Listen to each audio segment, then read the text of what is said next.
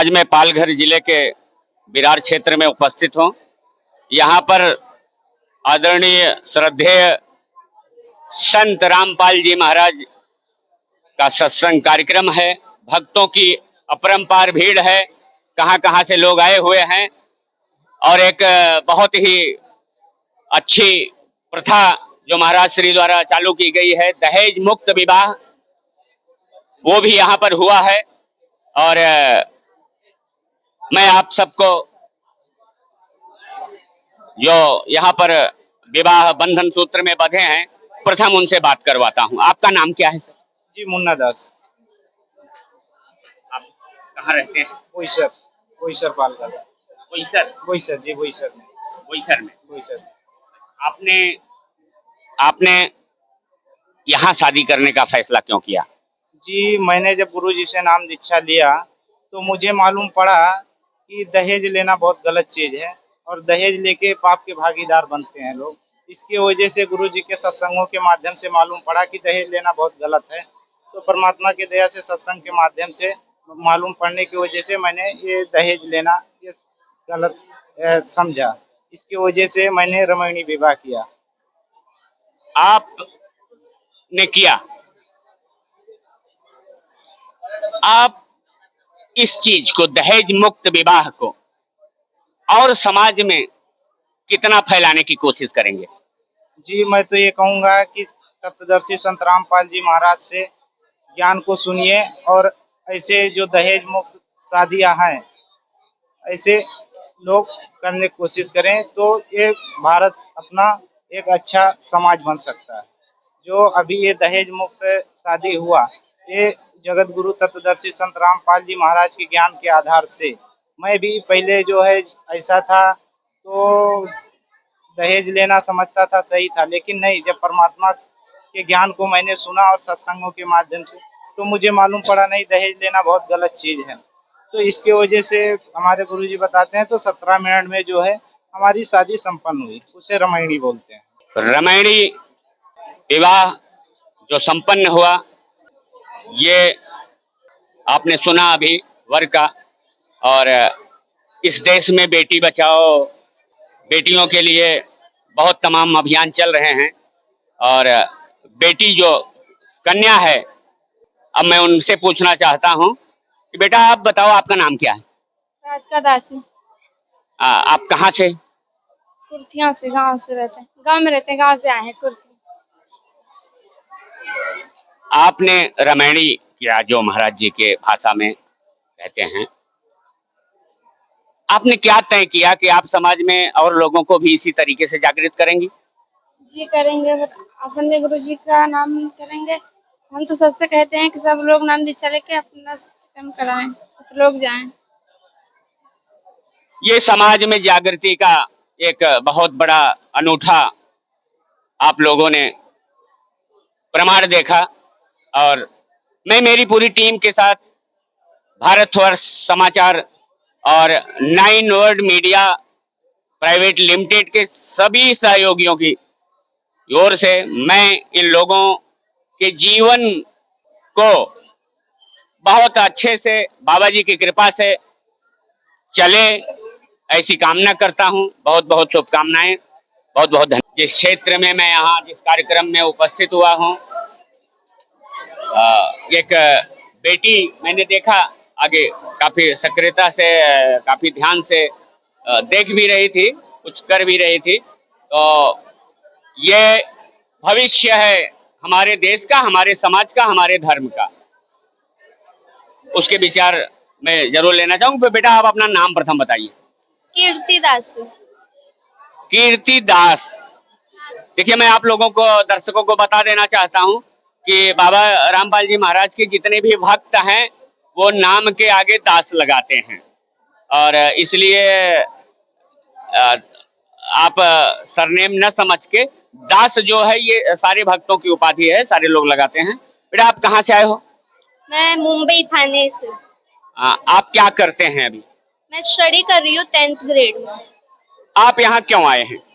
आज सत्संग था संत रामपाल जी महाराज का और रामायणी भी थी। आपके विचार क्या है सत्संग के बारे में? सत्संग सुनने से हमें एक मन में दृढ़ता होती है भक्ति करने की। हम सारे वीक्स में हम काम काम काम काम करते हैं, उस काम के चक्कर में हम भूल जाते हैं कि हमें भक्ति कब करनी है। तो संत रामपाल जी महाराज हर संडे को सत्संग रखते हैं, उससे हमें दृढ़ता होती है सत्संग सुनने से कि हमें भक्ति करनी है। आपको इस सत्संग से आपके जीवन में कितनी ऊर्जा आती है? बहुत आती है। आपने क्या सोचा है? आपका भी अभी जीवन की शुरुआत है। ये जो रमैणी होती है, क्या आपने भी इसके बारे में कुछ तय किया है? अभी तक तो नहीं, बट इतना तय है कि जुड़ना है तो संत रामपाल जी से ही जुड़ना है, बाकी किससे भी नहीं। ये एक बार फिर से आप हमारे चैनल वालों को अपना नाम बता दीजिए। कीर्ति दासी। ये कीर्ति दास जी बहुत ही बेबाकी से और आज की नई पीढ़ी के लिए एक बहुत बड़ा संदेश इन्होंने दिया है। जितने भी नए युवा देख रहे हो, आज उनके लिए बहुत बड़ा संदेश है कि सत्संग से, धर्म से जुड़ने के लिए कोई उम्र की बाध्यता नहीं होती है। इसका प्रमाण ये बेटी जो हमारे साथ में खड़ी हुई है वो है। मैं बहुत बहुत शुभकामनाएं देता हूं कि इनका जीवन इसी तरीके से धर्म की तरफ अग्रसर हो। बहुत बहुत धन्यवाद। धन्यवाद। उनके विचारों पर चलने वाले समाज के जो गणमान्य लोग यहाँ दिख रहे हैं, मैं कुछ लोगों से उनकी राय, उनके विचार पूछना चाहूंगा। आप कहाँ से आए हैं? अहमदनगर जिले से आए हैं। अहमदनगर जिला, अहमदनगर से आए हैं। आप अपना नाम बताइए और अपने बारे में कुछ बताइए। मैं उत्तम दास हूँ, अहमदनगर में रहता हूँ। थोड़ी बहुत भगवान की जो भी सेवा मिली करते रहता हूँ। मैं दर्शकों को एक बार फिर से बता देना चाहता हूँ कि यहाँ पे एक बहुत बड़ी चीज है कि हर महानुभाव के नाम के पास आपको अंत में दास एक शब्द जो है सबके नाम से लगा हुआ है और बहुत ही अच्छी चीज है।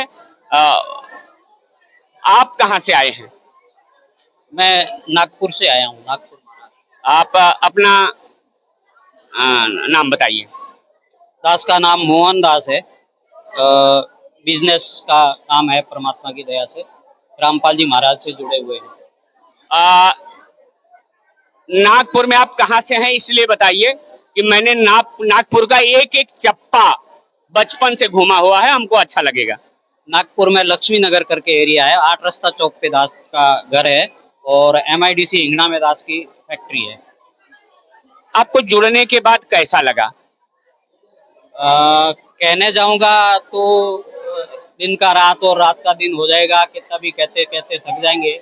लेकिन रामपाल जी महाराज के जो उपकार है, जिसको जो सुविधाएं, जिसको जो भी लाभ जिसको आप बोलते हैं, वो हर एक भगत को, हर एक जो भी रामपाल जी महाराज से जुड़ा है उनको होते ही होते हैं, 101%। आप कहाँ से आए हैं? राजस्थान से आए, राजस्थान से। आपका नाम वगैरह बताइए। मांगीलाल। आप कितने दिन से जुड़े हैं? हम तो सर 2006 से जुड़े। आपको क्या लगता है महाराज जी समाज को क्या दे रहे हैं?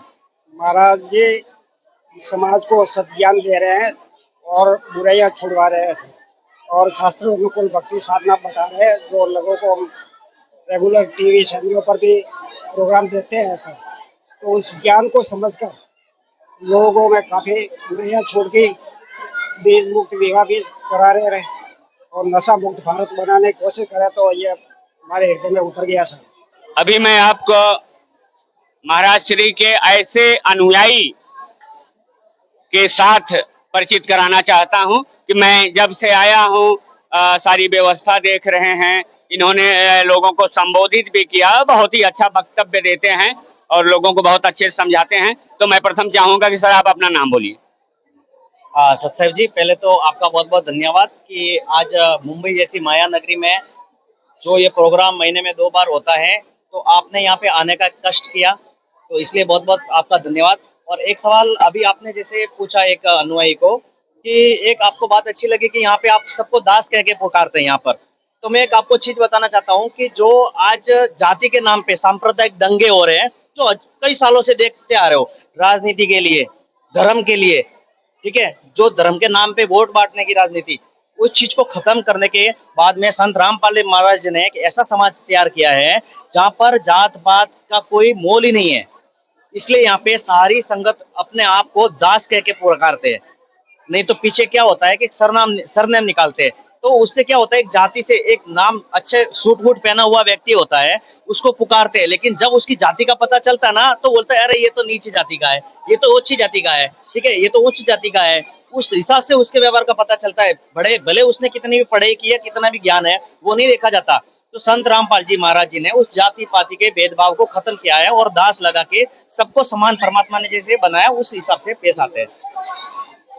आप यहाँ पालघर जिले की व्यवस्था देखते हैं, आगे महाराज श्री के विचारों को, कार्यों को बढ़ाने की आपकी क्या योजना है, हमारे दर्शकों को जरूर बताएं। जी, हमारी तो कोई औकात नहीं है, ये तो भगवान ही कर सकते हैं कि इस पूरी विश्व को, कल्याण को इस कंट्रोल में रखना। और आज आप देख रहे हो कि समाज में फैली कुरीतियां, जो कबीर साहब आए थे तब भी बंद करके गए थे, विरोध किया था, आज उन्हीं के रूप संत रामपाल जी महाराज ने ये बीड़ा उठाया हुआ है पूरे देश के अंदर।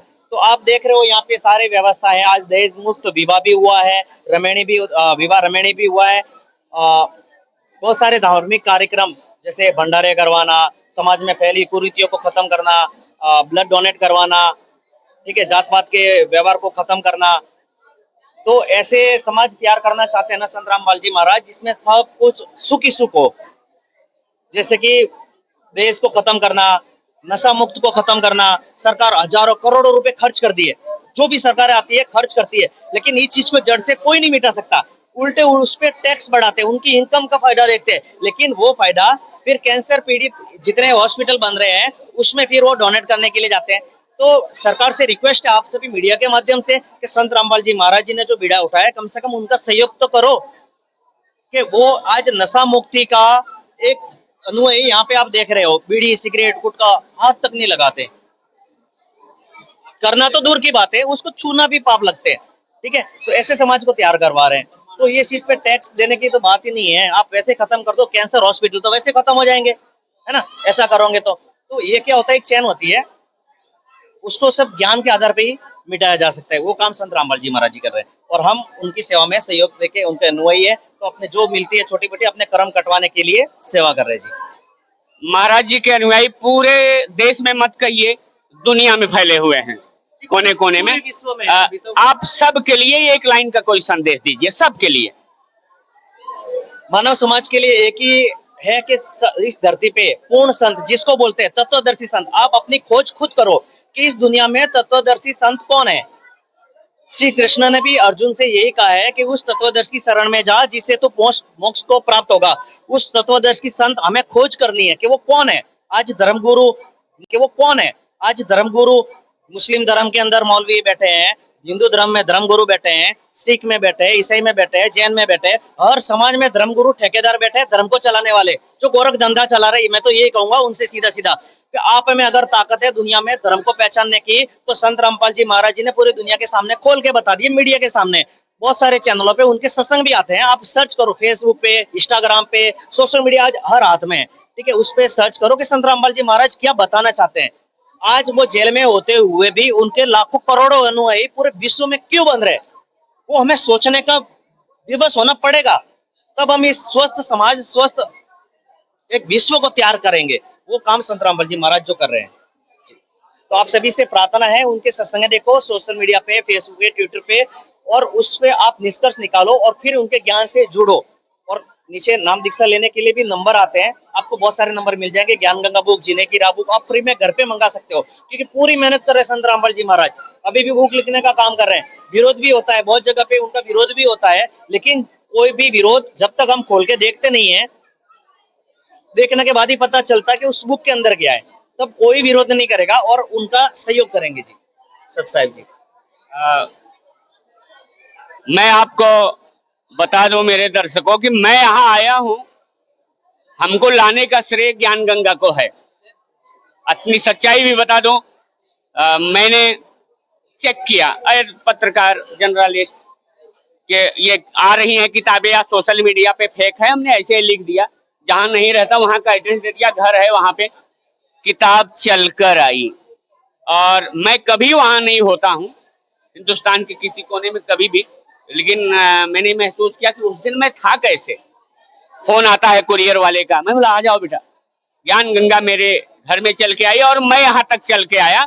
और मैं सारे लोगों से चाहूंगा कि ये दास लिखते हैं। और दूसरी एक महिला है जिनके प्रथम टेलीफोन की वजह से मैं इस तरफ अग्रसर हुआ और यहाँ तक पहुंचा। प्रीति सिंह नाम है, और दास भाव इतना है कि मैंने उनको नहीं देखा कि एक फोटो हम अपने चैनल पर दिखा देते, जिनके द्वारा ही मैं यहाँ आया और पहली मुलाकात हमारी यहाँ हुई। तो एक फोटो तो हमारे चैनल पर उनकी चली जाती, लेकिन सेवा में कहीं वो है कि ये भाव है लोगों का। बहुत बहुत आप लोगों का सबका धन्यवाद। और इसी तरीके से आप सब धर्म कार्य में एक समाज सेवा, मानव सेवा की तरफ बढ़ते रहें। बहुत बहुत हमारे चैनल की ओर से शुभकामनाएं हैं आप लोगों को कि आपके जीवन में ये आदर्श हमेशा स्थापित रहे। जय।